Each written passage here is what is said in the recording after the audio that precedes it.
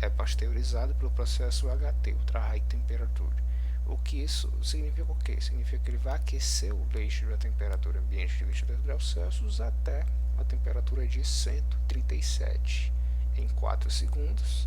Logo em seguida, ele vai ser envasado em uma embalagem permeável à luz e a micro-organismos.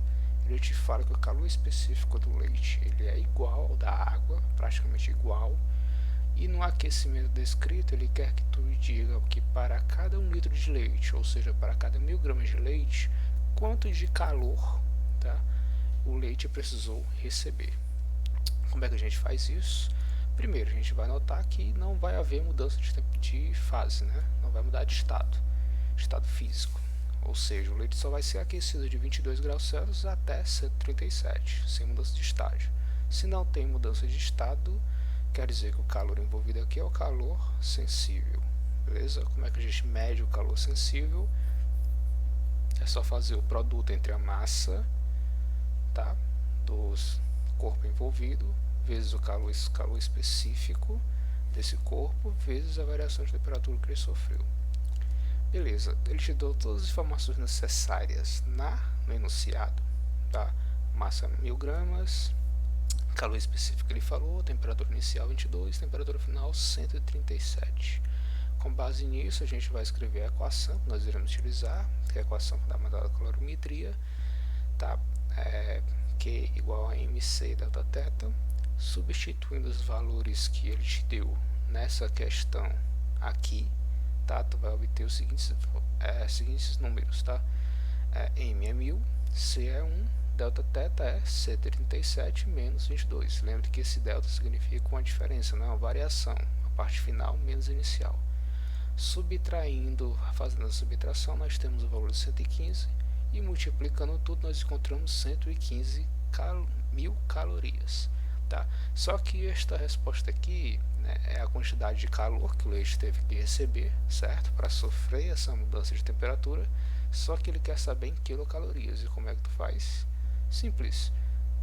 Basta dividir este valor por 1000. Lembre que o K significa 1000, né? Dividindo 115 mil por 1000, tu vai obter a resposta que é 115 quilocalorias. Portanto, essa aqui é a resposta correta.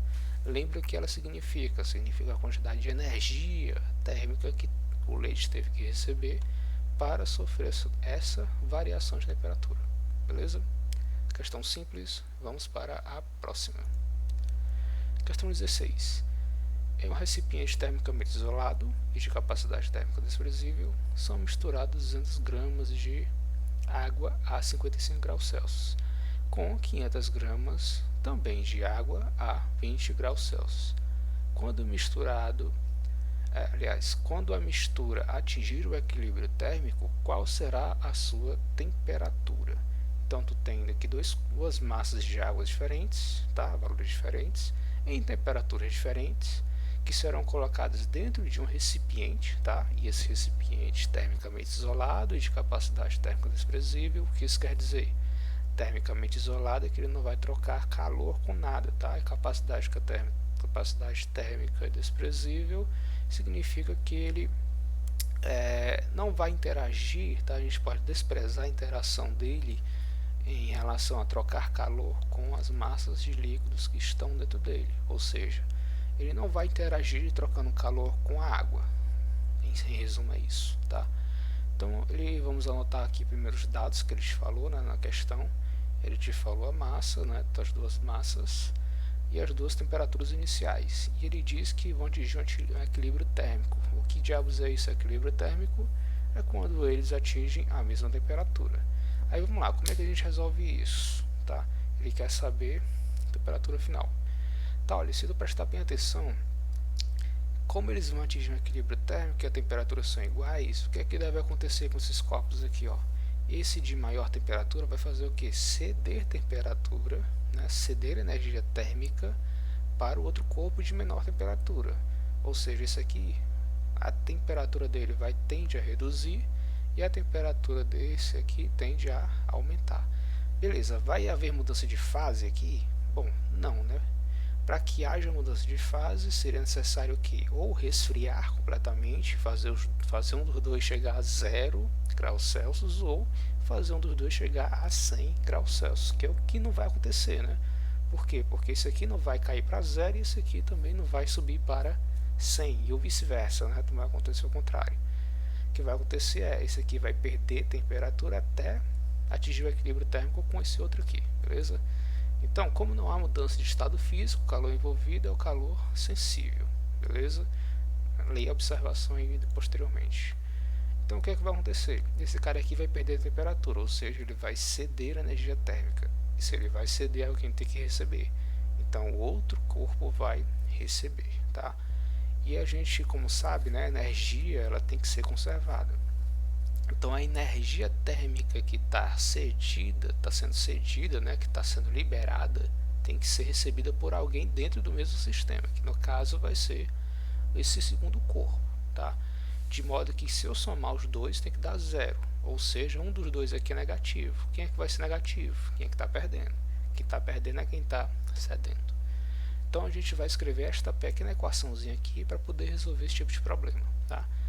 A gente vai escrever agora como os dois tipos, duas formas de calor aqui, ó, quem cede e quem recebe são sensíveis, tá? Então tu vai escrever uma equação dessa para cada um. Vai obter esta belezinha aqui, tá? Calor, quem é que está cedendo? Corpo 1. Por quê? Porque ele está na maior temperatura, certo? Lembre que a calor ele passa do corpo de maior temperatura para o corpo de menor temperatura, certo? Vai ser M1 vezes C vezes delta θ, né, que é a variação de temperatura, que é o θF menos θI do corpo 1, certo?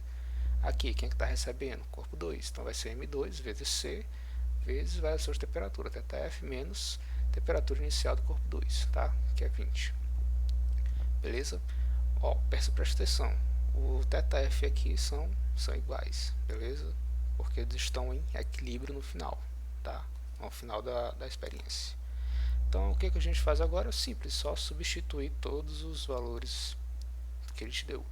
M é 200, M1 é 200, C é 1, temperatura inicial do corpo 1 é 55, ok? M2 é 500, e o C também é 1, temperatura inicial do corpo 2 é 20. Fazendo a distribuição aqui, 200 vezes θF dá 200 θF, 200 vezes 55 dá menos 11.000, 500 vezes θF dá 500 θF, e 500 vezes menos 20 dá menos 10.000.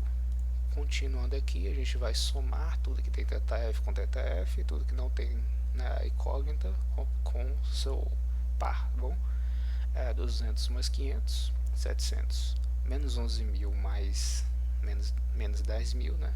Menos 11.000 menos 10.000 dá menos 21.000. Passo isso aqui para o outro lado, eu tenho essa expressão, 700 θF menos é igual a 21.000. Portanto, o θF, que é a temperatura final e a temperatura de equilíbrio, vai ser igual a 21.000 dividido por 700. Corto 2 zeros com 2 zeros.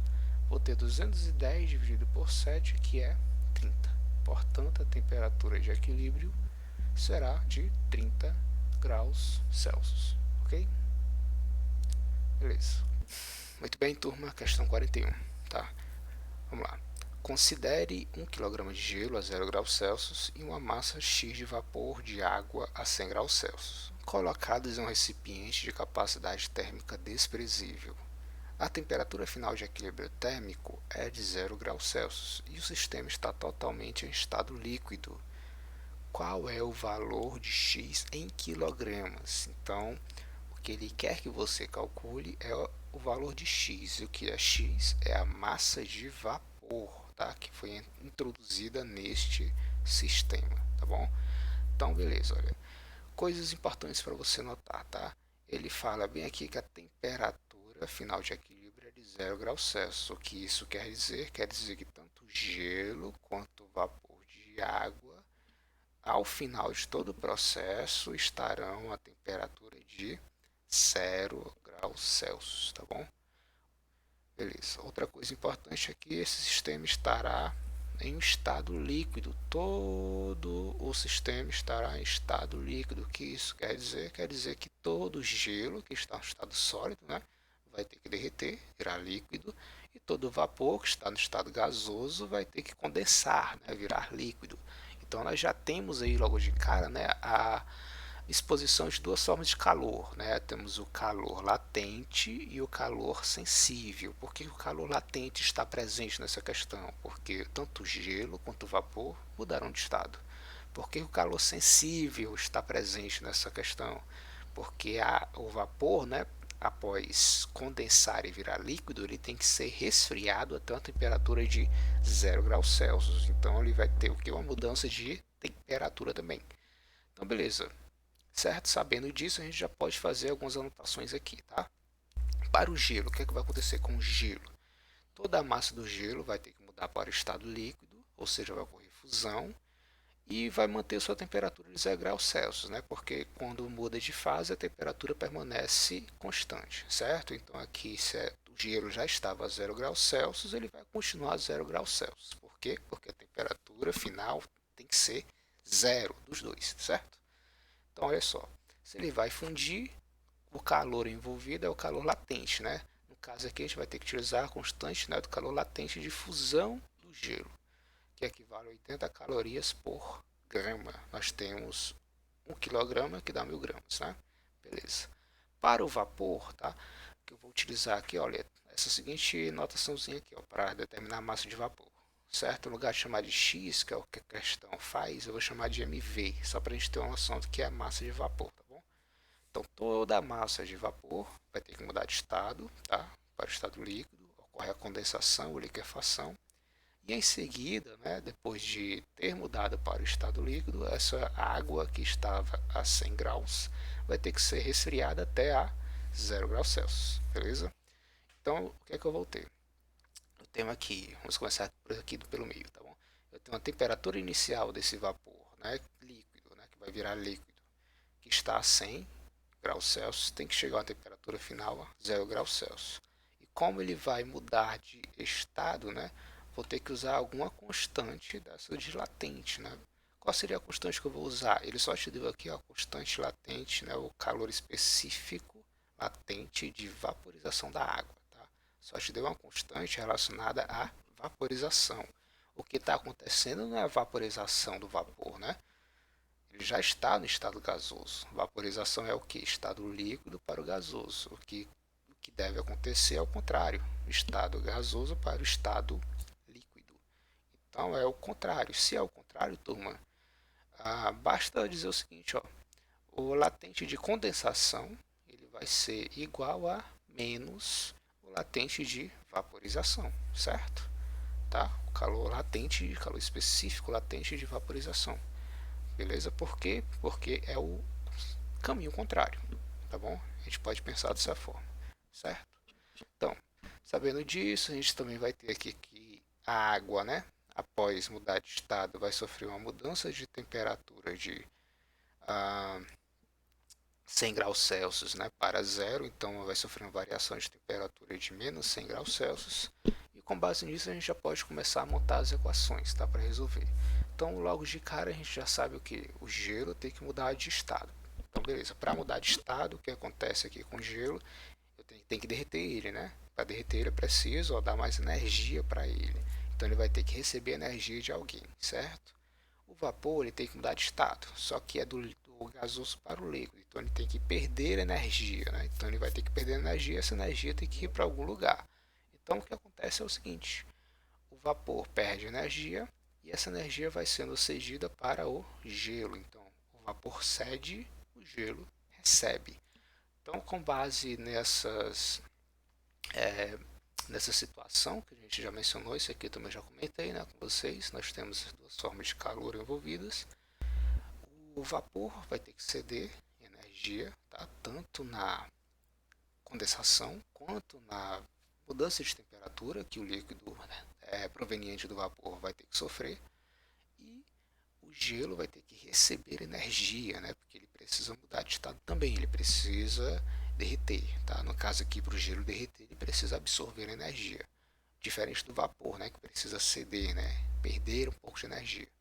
Então, beleza, com base nisso daqui, a gente vai ter que escrever essas equações aqui, olha, tá? Quem é que vai ceder, né? Quem é que está perdendo energia? Tanto o vapor quando muda de estado, quanto o vapor, quando a água, né, proveniente do vapor, quando reduz sua temperatura. Em ambos os casos, ele vai ceder energia, tá? Ele vai perder energia. E essa energia tem que ir para algum lugar. Vai para onde? Para o gelo. Então, o gelo vai receber toda essa energia aqui e vai utilizar toda essa energia para fundir, né, toda a sua massa, tá bom? O que é que a gente faz aqui para baixo? Isolo aqui, ó, jogo, né, a, o calor latente de fusão aqui do gelo para o outro lado para ficar dessa forma aqui, negativo, beleza?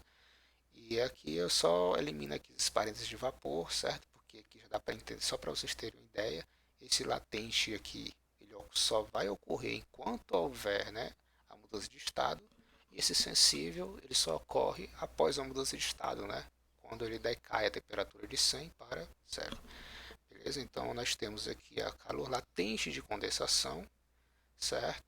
Mais o calor sensível da água ao sofrer essa mudança de temperatura de 100 a 0 é igual a menos o calor latente de fusão do gelo, que é isso daqui, é o calor referente ao gelo para que ele ah, sofra fusão, né?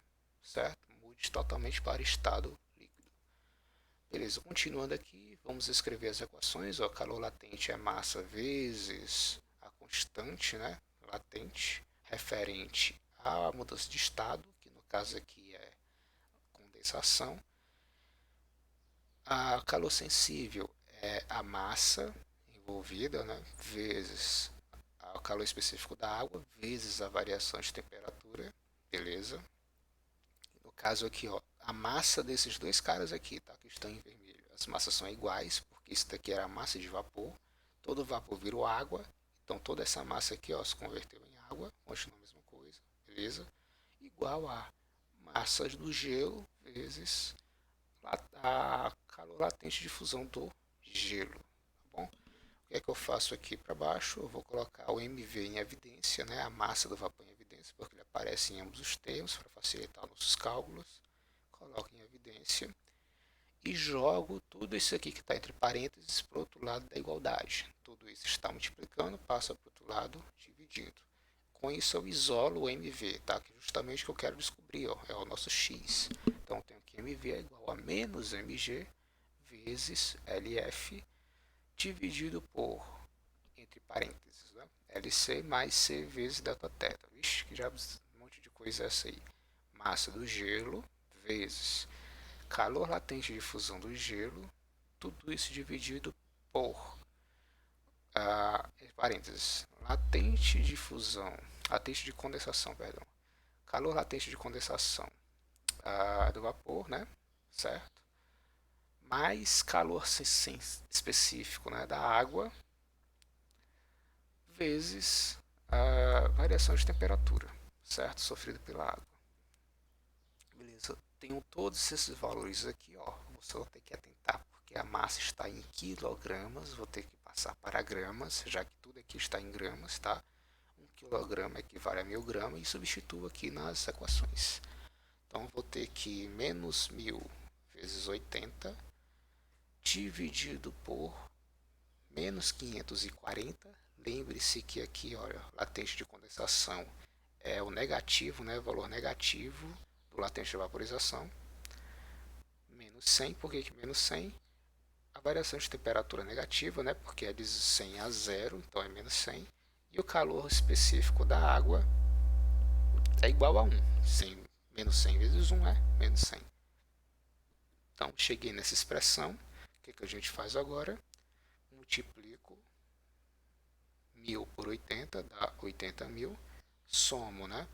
Menos 540 menos 100 dá menos 640. Dividindo esses dois carinhos aqui, a gente vai ter, né, a respostazinha positiva. Lembre da regra dos sinais, divisão, multiplicação, mesmo sinal dá positivo, tá? Então aqui eu vou ter 125 gramas. Agora é importante, ó, essa resposta estará em gramas, certo? Por quê? Porque a gente colocou aqui a massa, né, em gramas, tá bom? Era 1 quilo, eu coloquei em gramas, mil gramas. O Como é que eu faço para colocar em quilogramas? É bem simples, basta dividir este número, tá, por 1000. Tá? Por quê? Porque 1 quilograma tem 1000 gramas, certo? Então, se eu quero fazer essa conversão, o que é que eu coloco? X tem 125 gramas. A gente monta aquela regrinha de 3, certo? Que vocês já devem ter acostumado a fazer. Mas, enfim, simplificando, o que é que tu faz? Divide 125 por 1000. Dividido, a gente vai encontrar essa resposta. 0,125 quilogramas. O que isso quer dizer? Quer dizer que a massa de vapor aqui, certo, envolvida nesse processo, era de 0,125 kg. Então, o nosso X aqui é este valor que a gente encontrou. Tá? Questãozinha um pouco mais complicada, certo? Existem outras formas de resolver essa questão. Questão 45, tá? Eu vou dar uma pausinha aqui. Aliás, foi não, né? De novo. Questão 45, certo? Você, aluno, dê uma pausa e leia o enunciado, tá? Que eu vou comentar suas partes importantes aqui, beleza? Então dê essa pausa aí e acompanhe a solução comigo. Beleza? Já que você já deu a lida, vamos lá para a solução. Nessa questão, olha, é uma questão bem simples, tá? Ele fala que um vaporizador ele vai aquecer a água, e como ele já diz, aquecer a água até que ela evapore completamente. No caso aqui, ele fala que ele derramou nesse vaporizador 200 ml de água, que estava na temperatura inicial de 20 graus Celsius. Após 2 horas de funcionamento, o aparelho dele se desligou, porque acabou a água, tá? É um sistema automático. Enquanto tem água, ele está lá funcionando, acabou a água, ele se desliga. E ele quer saber aqui no finalzinho qual é a potência desse aparelho em watts. Beleza? Ele quer saber um valor aproximado. Se ele falou isso, quer dizer que já vai dar um anismo periódico no mínimo. Então a gente vai ter que arredondar aí, beleza? Te deu o calor específico da água, calor latente de vaporização da água e a densidade da água, certo? Bom, anotamos os dados que ele deu aqui, né? O volume é de 20 ml, 200 ml, perdão. A gente pode transformar isso daqui em massa, né? Volume em massa pela equação da densidade. 200, basta multiplicar por 1, certo? Já que a densidade aqui também está em grama, em mililitro, ó, mililitro, aí facilita a nossa vida. 200 vezes 1 dá 200 gramas, ou seja, 200 ml de água equivale a 200 gramas, tá? E ele disse que ficou ligado aí em um período de 2 horas, beleza? Temos aqui 2 horas, daqui a pouco eu comento essa parte. E a água sofreu essa variação de temperatura, né? Que ela vai evaporar. Então ela estava a 20, teve que chegar até 100, certo? E depois evaporou. Então olha só, aqui nós temos mudança de estado e nós temos também mudança de temperatura. Então nós vamos ter duas formas de calor envolvida: calor sensível devido à mudança de temperatura, calor latente devido à mudança de estado. Então beleza, ele quer que você calcule a potência do aparelho. Como é que eu faço isso? Só tu lembrar lá do primeiro ano, tá? Que potência ela é definida como energia por tempo, tá? Qual é a energia que a gente está trabalhando aqui? A energia térmica. Essa energia térmica vai aparecer em que forma? Em forma de calor, tá bom? E o tempo, professor? O tempo é isso daqui mesmo, né? O tempo que ficou que levou para fazer isso. Então, para a gente utilizar essa equação, a gente precisa de quê? Da quantidade de calor total envolvida, ou seja, a quantidade de calor para elevar a temperatura da água de 20 a 100 e a quantidade de calor para fazer toda essa água aqui, essa massa de água, tá, evaporar. Então vai ficar sendo essa equação, ó. Quantidade de calor total é igual a calor sensível, né, para elevar a temperatura, mais calor latente para mudar de fase, certo? Então tenho aqui escrevendo a equação de cada um: mc delta θ ml, né, que no caso aqui é LV de vaporização, certo?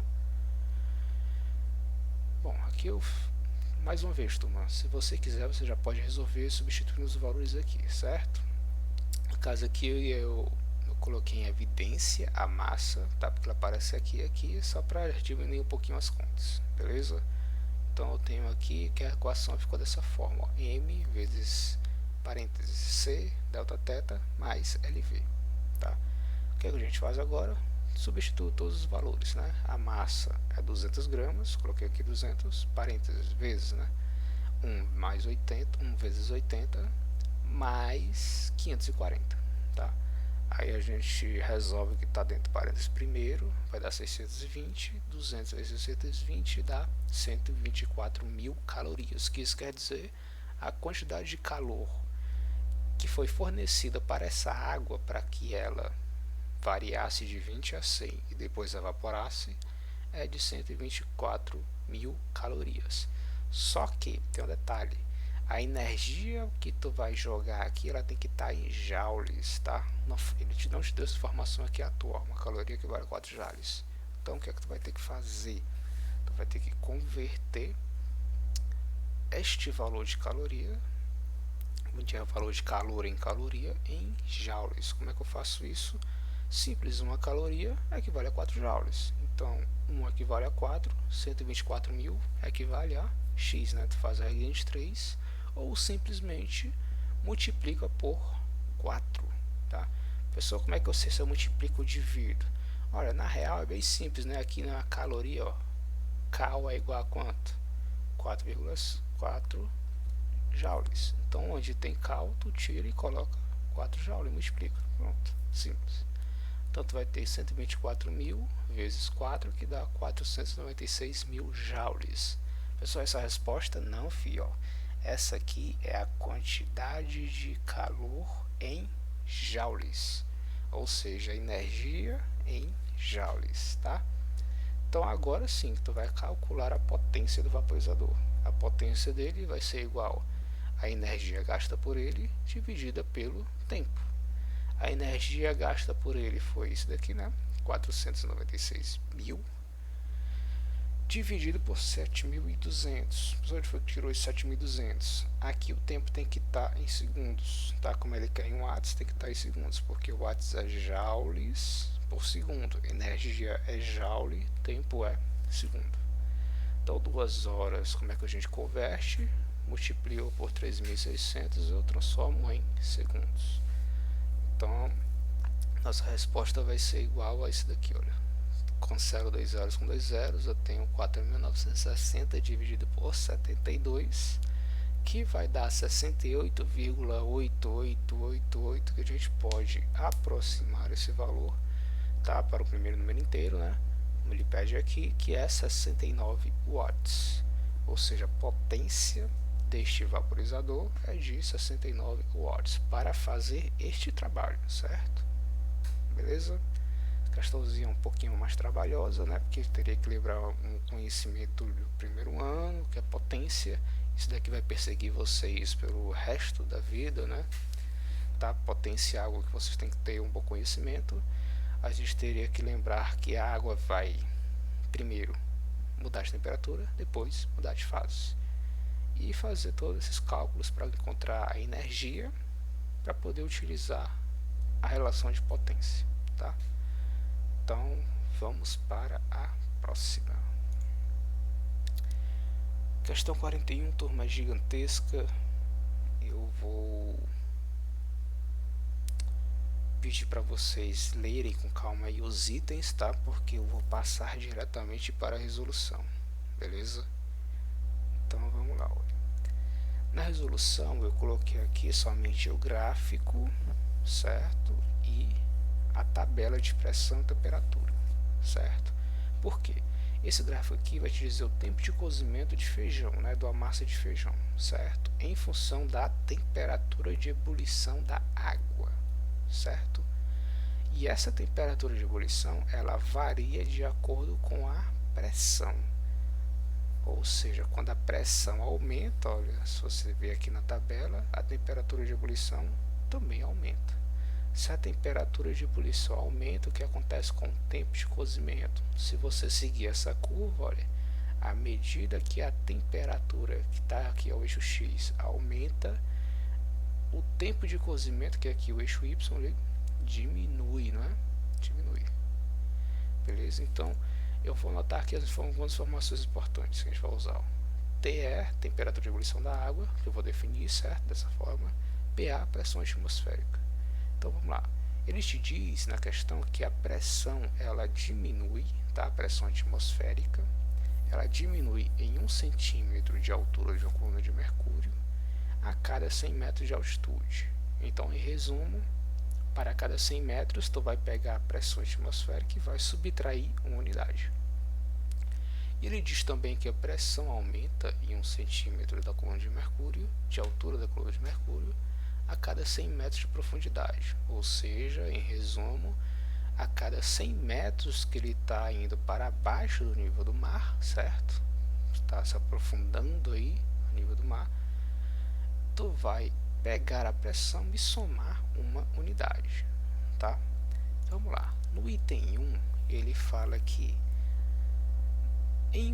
a nível do mar, não é? Quando a pressão é de 76 centímetros de altura de uma coluna de mercúrio, aí ele fala que o tempo de cozimento é de 40 minutos. Será que isso é verdade? Bom, como é que eu sei, professor? Bom, é simples, olha, essa questão se resume em, tu tem a pressão, primeiro tu vem na tabela de pressão e temperatura, descobre a temperatura de ebulição para a pressão do item, certo? Depois que tu descobre a temperatura, tu vem para o gráfico. Aí do gráfico é só tu comparar, tá? Que é o que a gente vai fazer agora. Quando a nível do mar a pressão for 76, qual é o valor da temperatura? A temperatura é 100, temperatura de ebulição da água, certo? Temperatura normal. Se eu for aqui no gráfico, olha, 100, ele vai bater onde? Bem aqui, nesse pontinho aqui, ó. Que se eu seguir aqui, eu vou encontrar o valor de 40. Então quer dizer que quando a pressão for 76 centímetros de mercúrio, a temperatura de ebulição da água é 100, e nessas condições o feijão vai cozinhar em 40 minutos, certo? Item correto. Item 2, ele fala lá que ele... deixa eu consultar aqui. Tá, seguindo aqui o item 2, se você dá um retornozinho aí ou conferir o seu livro, tá? Você vai ver que ele fala o seguinte, ó. O Mar Morto, ele encontra-se aproximadamente 400 metros abaixo do nível dos mares, tá? Ou seja, uma altitude de menos 400 metros em relação ao nível do mar, beleza? Nesse local, o mesmo feijão demoraria 30 minutos para cozinhar. Essa é a informação que ele está fazendo. Então vamos lá, olha. A 400 metros de profundidade, né, vai implicar o que? Segundo o que a gente escreveu aqui, para ter uma melhor orientação, né? A cada 100 metros de profundidade, o que é que vai acontecer com a pressão? Vai aumentar em 1 centímetro de altura na coluna de mercúrio, né? Então vamos lá, olha. 400 metros de profundidade provoca um aumento de 4 centímetros, beleza, na pressão atmosférica. Assim a gente vai ter que a pressão naquele ponto lá, certo? Naquela região seria igual a 76 mais 80, mais 4, perdão, 76 mais 4, que dá igual a 80 centímetros de mercúrio, tá bom? Então na tabela, o que, é que a gente faz? Tem uma pressão, vou na tabela, beleza, na tabela eu encontro que a temperatura de ebulição da água para este valor é de 102 graus Celsius. Agora que eu tenho uma temperatura de ebulição da água, o que é que eu faço? Eu vou para o gráfico. Bem aqui, ó, no 102 eu vou seguindo até encontrar a curva, encontrei a curva, sigo aqui, ó, e está justamente no meio, entre 20 e 40, portanto isso aqui deve ser o 30, né? Isso significa o quê? Significa que a 400 metros de profundidade, tá? Aquela massa de feijão, ela demoraria exatamente aí 30 minutos para cozinhar. Então o item também está correto, item corretíssimo, beleza? Próximo item. 1000 metros de altura provoca, no caso a gente vai trabalhar para desmentir o item, certo? E no caso lá ele pergunta se a 1000 metros vai demorar 1 hora, 1000 metros de altura demorar 1 hora. Como é que a gente faz? Sempre o mesmo esquema, turma, ó. Descobre a pressão, da pressão tu descobre a temperatura, da temperatura tu descobre o tempo de cozimento, certo? Então vamos lá. 1000 metros de altura vai provocar o que? Um aumento ou diminuição? A cada 100 metros de altitude diminui 1 metros, diminui 1 centímetro, né, da coluna. Então a 10, aliás 1000 fará diminuir em 10 unidades. Então o que é que eu tenho? A minha pressão agora vai ser a pressão a nível do mar menos 10, que dá igual a 66. Na tabela 66 não tem na tabela, professor, como é que a gente faz? 66 está bem no meio, turma, aqui ó, bem no meio. Bem no meio quer dizer que a temperatura de ebulição está entre 95 e 97. O ponto médio aqui é 96. Então tu vem aqui na tabela e olha, 96 vai demorar quanto tempo? Segue até chegar na curva, que vai dar aqui ó, meio entre os 60 e 80, que é 70 minutos. 70 minutos equivale a 1 hora e 10 minutos, né? Então o item está errado, porque no item ele diz que demoraria somente 1 hora, na verdade demora 1 hora e 10 minutos, então o item é errado. Próximo, item 4, aqui ele vai te falar o seguinte, ó, tem uma panela de pressão que ela consegue manter a pressão interna constante. Nessas condições, o tempo de cozimento é de aproximadamente 10 minutos. Como é que a gente sabe, professor? Só, mais uma vez, fazer o mesmo esquema. Pega a pressão, descobre o valor dela, vem na tabela, descobre a temperatura de ebulição e vai para o gráfico. Então, vamos lá. Só que aqui ele falou em ATM, certo? Qual a diferença? Antes ele dava em centímetros de mercúrio, agora está em ATM. E como é que eu faço? Bom, é só converter ATM em centímetros de mercúrio. Como é que eu faço isso? Ele disse na questão: 76 centímetros de mercúrio equivale a 1 ATM. Então, para converter, basta multiplicar este número aqui, 1,42, por 76, que vai dar aproximadamente 108 centímetros de mercúrio. O que é que a gente faz? Vai na tabela. 108 tem na tabela? Tem, ó. Qual é a temperatura? 111. O que é que a gente faz? Vem para o gráfico. 111 está onde? Está mais ou menos aqui, né? No meio, ó. No meio aqui, se você seguir até a curva e for aqui contar, né? Você vai encontrar que está exatamente entre 0 e 20, que é 10. Ou seja, para a pressão de 1 atm, 1,42 atm, certo? A temperatura de ebulição da água seria de 111 graus Celsius, e nessas condições ele faria aquela massa de feijão cozinhar em 10 minutos. É por isso que a panela de pressão, né, você fazer cozinhar feijão, baião, panelada, qualquer coisa em panela de pressão, arroz, ela é sempre mais rápida. Por que ela é mais rápida? Porque ela aumenta a temperatura de ebulição da água, fazendo que a água permaneça no estado líquido mais tempo do que o normal, certo? Ou seja, a água iria passar dos 100 graus Celsius sem sofrer um processo de evaporação, tá? Vai ficando mais quente, mais quente, mais quente, mais quente, aumentando assim a eficiência de cozimento, né? Ou seja, diminuindo o tempo de cozimento. Então, com essa questão, aliás, o item que você marcaria seria qual? Item 1 está correto, item 2 está correto, 3 está errado, 4 está correto. Então, o item para marcar lá naquela questão é o item C, né? Deixa eu voltar ali para confirmar. Opa. É isso mesmo, item C, 1, 2 e 4. Então, com isso a gente encerra aqui essa primeira parte, tá, do vídeo. Espero que tenha sido um pouco mais esclarecedor para vocês, tá?